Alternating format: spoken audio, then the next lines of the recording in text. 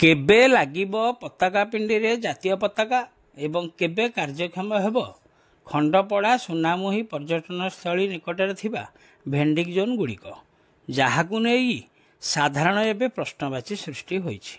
घटनारू प्रकाश खंडपड़ा सुनामुही पर्यटन स्थली निकटरे खंडपड़ा एनएसी पक्षरु निर्माण करा जायथिबा 100 फुटर पताका स्टाण्डटी रे वर्तमान जातीय पताका नथिबा देखियाकु मिलिछि। खंडपड़ार शोभामंडन करुथिबा एही जातीय पताकाटी एबे खाली पड़िथिबारु साधारण रे असंतोष प्रकाश पाइछि।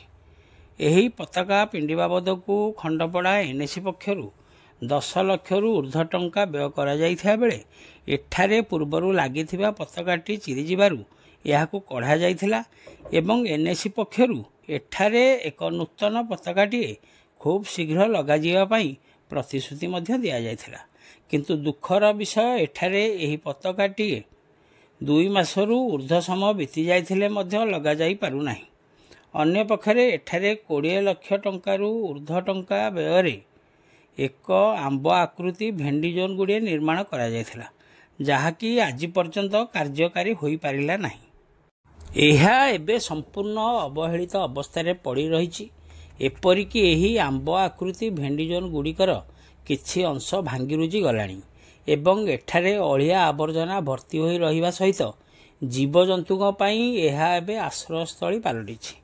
एनएसी पक्षरु सर्वसाधारणक टंकाकु एहीपरि भावे व्यवहार करी अधपंतरिया भावे रखिथिबारु सहरर बुद्धिजीवी महल रे असंतोष प्रकाश पाइछि। एनएसी कर्तृपक्ष एथिप्रति स्वतंत्र दृष्टि देई एही पताका पिंडी रे जातीय पताका लगाइबा और एठारे निर्मित भेंडिंग जोन गुड़िक कार्यकारी करने पई दाबी होछि।